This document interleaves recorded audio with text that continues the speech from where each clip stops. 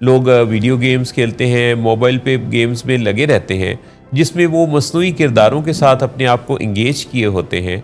लेकिन ऐसा करते करते होता यह है कि जो कुदरती तौर पे आपके अंदर डोपामीन के बनने का अमल है, आप जब हर वक्त ही एक इसी चस्के में रहेंगे कि आपको हर वक्त डोपामीन का कोई नया स्पाइस चाहिए, जी। तो आप बोरियत को, यानी जिस बोरियत के दूसरे मानी गौर व फिक्र करने का मौका भी है, तो अपने अंदर झांकने के किसी ऐसे टाइम को अगर आप अवेल ही नहीं कर पाते, जी। तो क्या होगा, आप अपनी इंफॉर्मेशन को प्रोसेस नहीं करते। बेसिकली जी। इंफॉर्मेशन जो हम गैदर कर रहे होते हैं उसके प्रोसेस करने के लिए खामोशी और थोड़ी बोरियत, थोड़ा अकेला होकर सोचना, अंदर झांकना, मेडिटेट करना, ये सब कुछ दरकार है।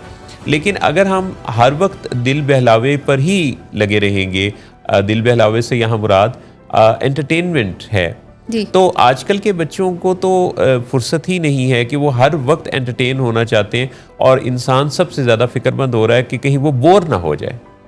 और इंसान का ये फिक्र कि कहीं वो बोर ना हो जाए, जी। ये उसको गौर से और गौर व फिक्र से बहुत दूर किए देता है। तो हमें अपने बच्चों को भी ये सिखाना चाहिए कि थोड़ा थोड़ा बोर होना भी सीखें, थोड़ा थोड़ा गौर करना भी सीखें, और थोड़ा थोड़ा मेडिटेट करना भी सीखें, अपने अंदर झांकना भी सीखें, जहन के ख्यालात और अंदर चलने वाले जज्बात क्या हैं उनको प्रोसेस करना, उनको समझना, उनको नाम देना, कैफियत को, ये भी बहुत ज़रूरी चीज़ है।